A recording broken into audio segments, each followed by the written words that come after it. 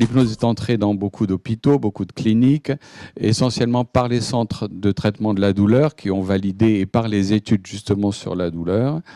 Nous demandons à faire signer un code d'éthique aux infirmières, aux psychologues cliniciens, aux kinés que nous formons, aux psychomotriciens également. C'est un code d'éthique qui existe à la Société internationale d'hypnose.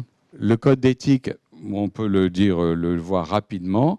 Le thérapeute délivre des traitements relevant de sa compétence.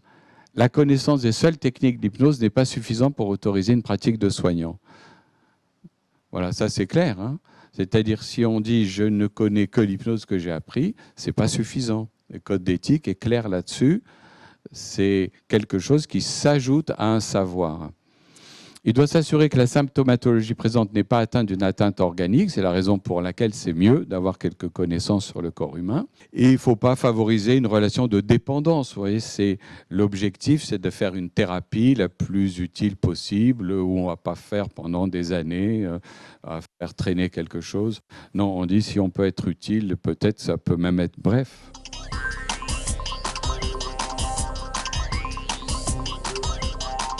À la Pitié, on m'a demandé de faire 1 heure de cours sur qu'est-ce que l'hypnose. Mais je ne suis pas le seul à intervenir. Il y a aussi 1 heure de cours sur la méditation, 1 heure sur l'acupuncture, je crois, médecine chinoise, voilà. Et il y a des formations, des perfectionnements qui sont proposés par les organismes privés. Nous aussi, on a une formation qui forme et qui plutôt perfectionne à l'hypnose parce que c'est long à comprendre comment ça aide, comment ça fonctionne, etc., sur des pathologies chroniques compliquées.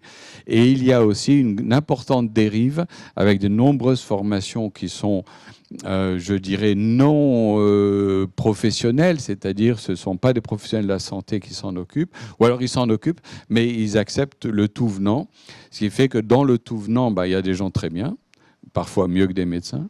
Et puis il y a aussi des gens vraiment qui n'ont aucune connaissance médicale et qui pourraient passer à côté.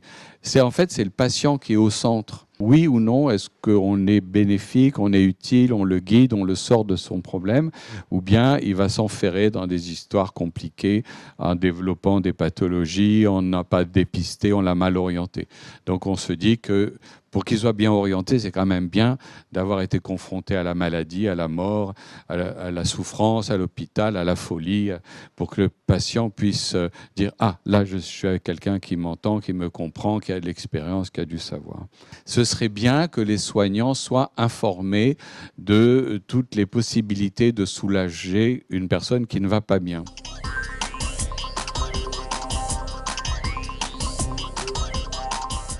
La Société internationale d'hypnose insiste sur qu'il y ait que ce soit réservé à des professionnels justement pour éviter les problèmes. L'hypnose n'est pas une spécialité.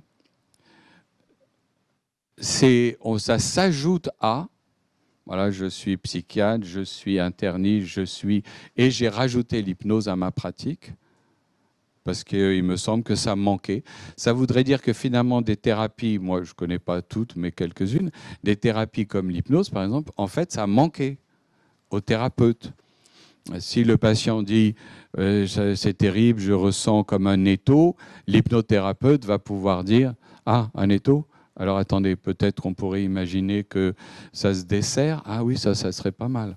Donc en quelque sorte, l'hypnose vient s'ajouter ou vient compléter une formation qu'il n'avait pas abordée parce que l'hypnose était sortie du champ de la médecine.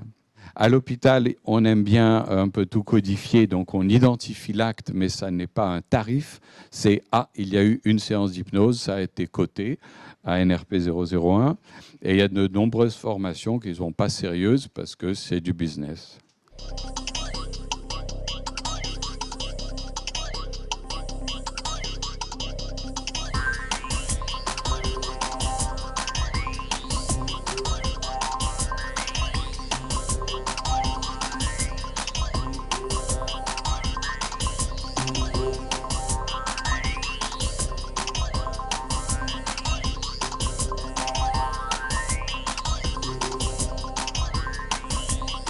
À Lyon, on a démarré cette année un module optionnel pour les étudiants Donc ça peut être une piste pour d'autres universités. Les étudiants de 4e, 5e et 6e année ont à passer un certain nombre de modules optionnels. Et il y a eu un engouement pour ce module d'hypnose qui est vraiment une réussite. Ça les aide non pas seulement effectivement pour leur future carrière de médecin, mais aussi pour eux-mêmes, puisque c'est une pratique qui apporte beaucoup, qui nourrit la relation médecin-patient, en tout cas qui les ouvre à une autre relation médecin-patient. Il y a la réforme des études médicales qui est en cours. Et j'étais très étonnée qu'on ne propose pas à tous les internes la possibilité, dans leur cursus, de passer dans un service où il y a ces médecines complémentaires. Parce que c'est très bien de faire des DU, ça c'est important, mais tout le monde ne va pas faire des DU, il y a des centaines de DU, et dans leur spécialité, ils sont obligés un peu de faire certains DU clés. Alors, donc c'est bien déjà d'avoir des DU, parfait, mais la prochaine étape, il me semble, d'autant plus qu'il y a maintenant des départements de médecine intégrative dans certains endroits, si on veut que ça ne soit pas seulement le CLUD qui anime ces départements de médecine intégrative, il faudrait vraiment pousser la réflexion et inciter, parce que c'est quand même très transversal, on pourrait avoir plein de spécialités qui auraient eu peut-être 3 mois, 6 mois, je ne sais plus, dans leur cursus, et ça c'est fabuleux. Vendredi dernier, à l'Hôtel-Dieu, sous la responsabilité de Julien Nizar, une dizaine d'universitaires se sont réunis pour créer un premier collège pour essayer d'introduire dans le cursus des études de médecine ces thérapies complémentaires. Ça bouge. Et il y a des doyens qui sont alors vraiment très partants. C'est comme Baquet à Nice qui organise déjà des congrès depuis 4 ou 5 ans.